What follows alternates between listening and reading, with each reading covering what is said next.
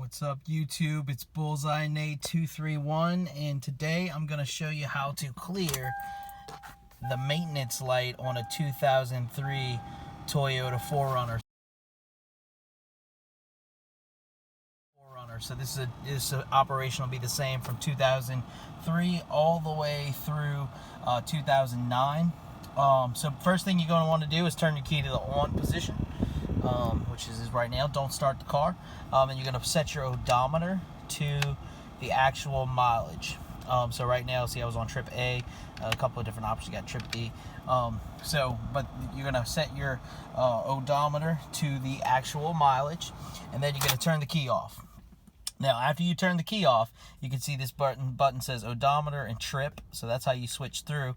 And the top one is reset. So if we hit the reset button and we hold it while we cycle the key, so this is going to be hard to hold the phone.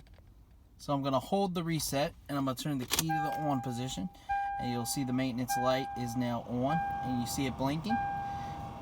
And we're going to let it go. See, it went off, and then we're going to turn off the key. Alright, so after you turn off the key, you turn on the vehicle, and your maintenance light should be reset and won't come back on, and then you can set your odometer back to your trip if you're tracking your mileage or whatever.